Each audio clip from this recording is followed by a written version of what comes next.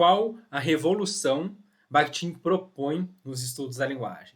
Neste vídeo, nós vamos discutir a seguinte questão: por que o Bakhtin revolucionou o estudo da linguagem? Para que nós comecemos a nossa discussão, é importante que você saiba que o Bakhtin se opõe à ideia de que a língua seja apenas um conjunto de regras. Quando eu penso na língua como um conjunto de regras, eu posso pensar a partir de pelo menos duas perspectivas. A língua como um conjunto de regras gramaticais e a língua como um conjunto de regras linguísticas. Vamos observar cada uma dessas concepções. Língua como um conjunto de regras gramaticais e língua como um conjunto de regras linguísticas. Falemos primeiro das regras gramaticais. Aqui eu trago um exemplo do poema Pronominais do Oswald de Andrade, em que há o registro de duas construções: dê-me um cigarro e me dá um cigarro. Do ponto de vista das regras gramaticais que seguem a norma culta, a norma padrão, a primeira expressão dê-me um cigarro estaria correta, porque ela atende aos parâmetros gramaticais, enquanto a segunda, me dá um cigarro, estaria incorreta, tanto pela questão da flexão verbal, quanto pela colocação do pronome átono iniciando uma frase, o que seria incorreto do ponto de vista das regras gramaticais, da norma padrão, da norma culta. Essa é uma visão de língua, uma possível visão de língua. Quando nós pensamos naquelas pessoas que não são estudiosas da linguagem, que não são linguistas, que não estudam a linguagem, é bastante comum que a ideia que elas tenham de linguagem e de língua seja a língua como um conjunto de regras gramaticais, como um conjunto de regras do que é o falar bem e o escrever bem principalmente, já que a gramática normativa consegue principalmente normatizar a escrita. Do ponto de vista das regras linguísticas, que nós vamos ver na sequência, mesmo a construção me dá um cigarro não teria um problema. Tanto assim que, quando um falante do português fala para outro falante do português me dá um cigarro, a pessoa vai sim entender sem nenhum problema a solicitação que está sendo feita, o pedido que está sendo feito.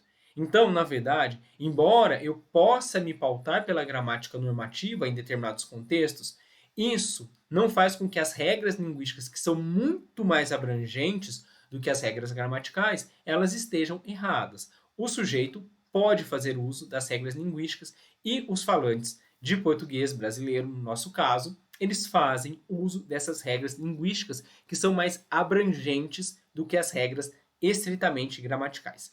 Para nós continuarmos nessa discussão, vamos seguir e observar um outro exemplo aqui para que nós possamos pensar então a respeito das regras linguísticas. Vamos pensar na seguinte frase: os meninos sortou umas pipas.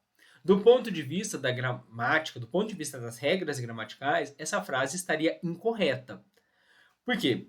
Eu teria que colocar os meninos, marcar o plural em meninos, o verbo não estaria correto, porque seria soltaram, então existe um problema de flexão e existe também um problema aí em termos dessa troca do R pelo L, e umas pipa, que deveria ter sido dito ao invés de uma pipa.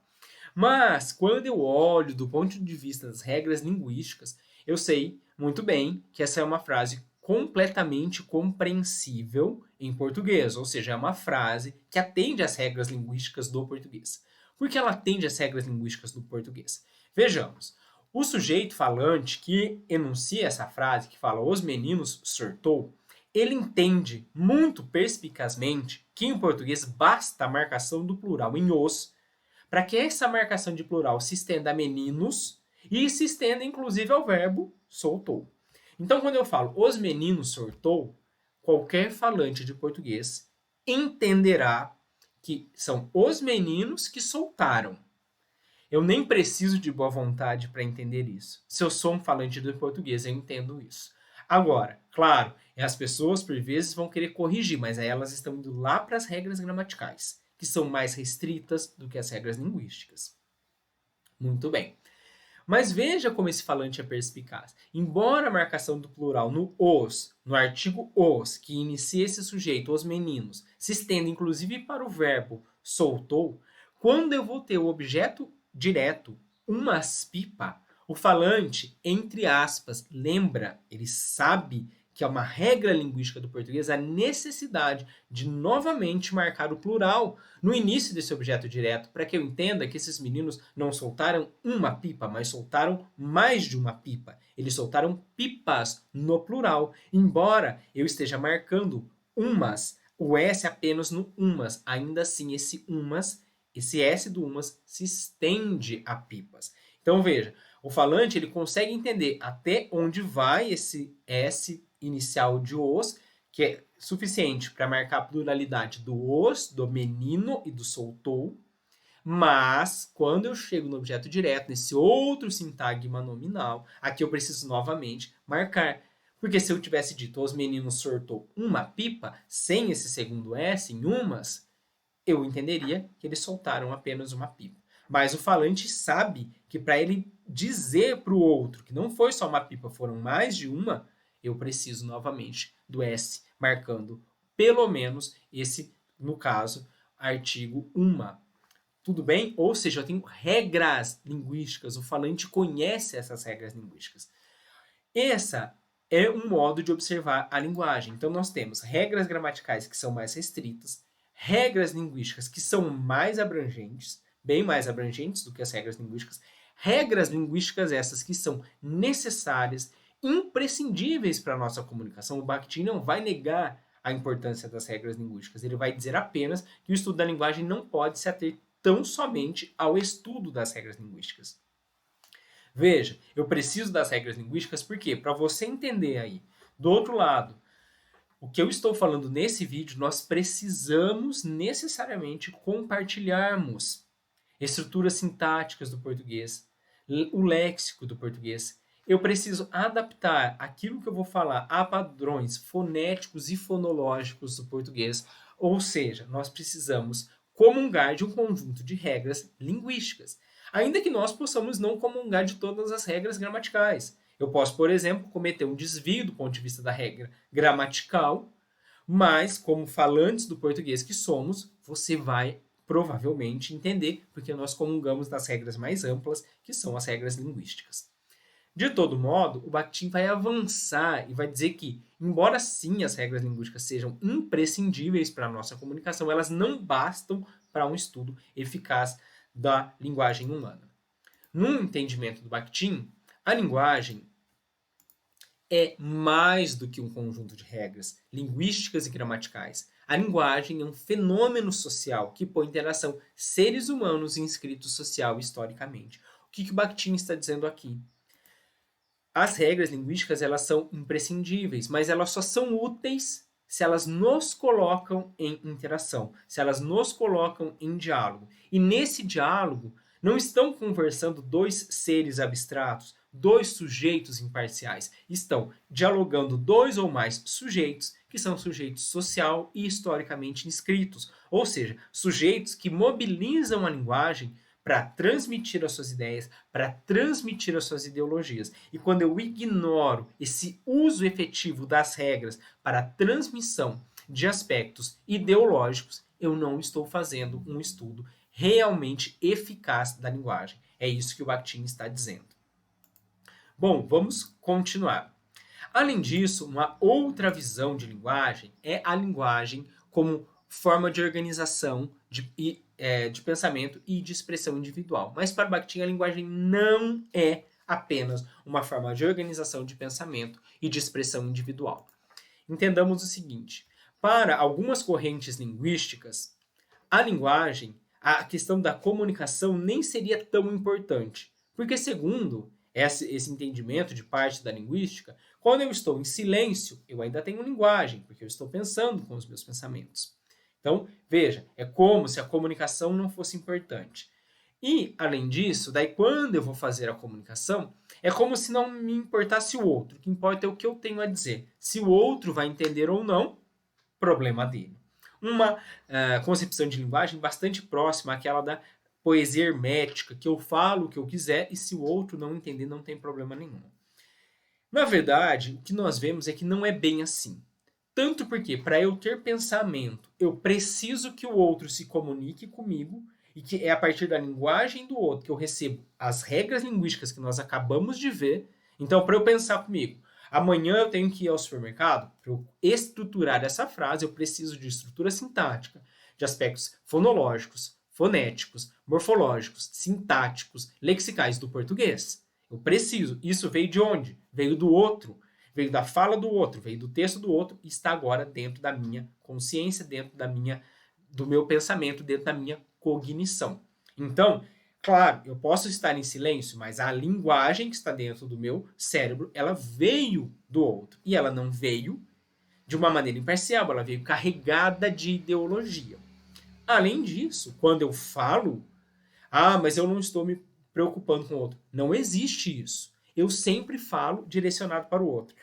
Mas e quando o poeta ele faz uma poesia hermética, que ele não está preocupado com ninguém? Será mesmo? Ele já está, inclusive, dialogando com outros poetas que também estão fazendo essa poesia hermética. Ele também está dialogando com o mundo de uma maneira geral, dizendo assim, olha, vocês não são importantes. Mas ao dizer vocês não são importantes, ele está mostrando justamente a importância do outro.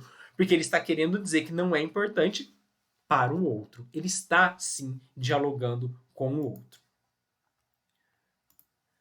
Bom, então, continuando aqui na nossa discussão, o que o Bakhtin vai entender? Que para organizar o próprio pensamento, eu preciso da linguagem. Como eu disse, essa linguagem vem do outro, seja por meio de textos, seja por meio de falas.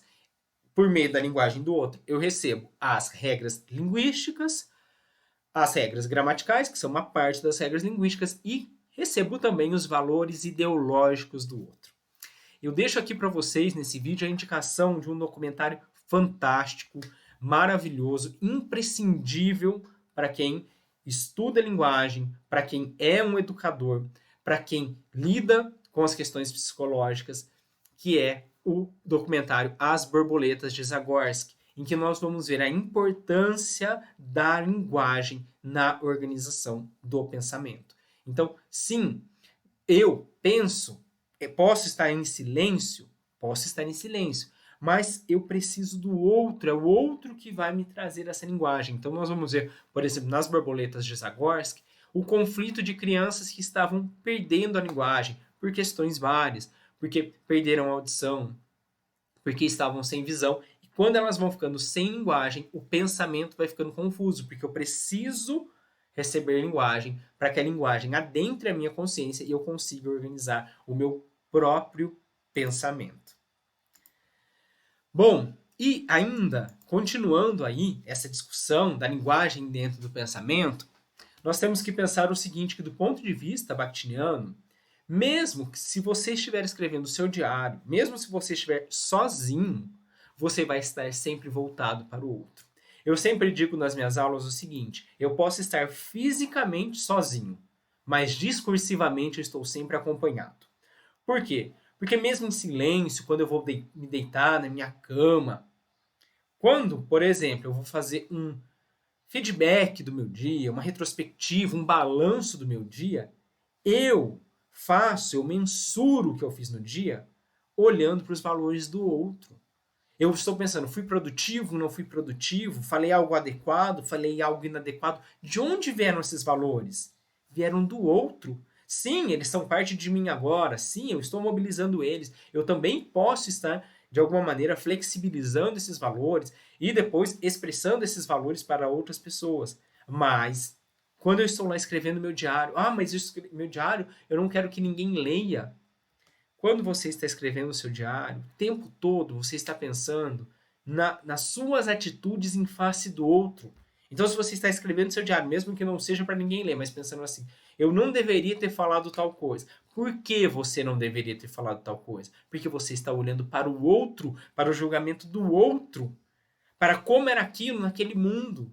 Porque se fosse em outro contexto, talvez aquela questão para você fosse irrelevante. Não fosse uma questão grave. Então, por exemplo, vou dar um exemplo, um colega um dia falou assim, um dia apareceu um sapo na minha casa e eu coloquei dentro de um saco plástico, fui trabalhar e esqueci, a hora que eu voltei o sapo estava morto e eu fiquei muito consternado com aquilo. O que ele está fazendo? Ele está se julgando pelo olhar do outro. Pode ser que em outra sociedade isso não fosse uma atitude recriminável. Então, se você está dentro de uma sociedade com seus valores éticos, morais, religiosos, Quando você está escrevendo o seu diário sozinho, quando você está sozinho no seu quarto em pensamento, você está olhando o tempo todo para o outro. Desse modo, portanto, o Bakhtin revoluciona o estudo da linguagem, porque ele vai dizer que a linguagem não é apenas um conjunto de regras linguísticas ou gramaticais. A linguagem parte das regras linguísticas e gramaticais, mas essas regras linguísticas e gramaticais elas são postas a serviço dos seres humanos em interação pela linguagem. A linguagem serve para que nós tenhamos interação. Se elas fossem apenas um conjunto de regras que não nos possibilitasse interação, elas seriam apenas um conjunto de regras. A linguagem vale porque ela nos possibilita interagirmos. Além disso, aquela outra visão de que a língua é apenas o que está no meu pensamento e a minha expressão, que não deve se importar com o outro, é uma visão restrita de língua. Por quê? Porque, na verdade, a linguagem, mesmo a minha linguagem interna, que eu considero tão minha, tão própria, ela vem do outro, ela está no meu cérebro, carregada pelos valores ideológicos do outro, e ela serve sempre e necessariamente para que eu interaja com o outro.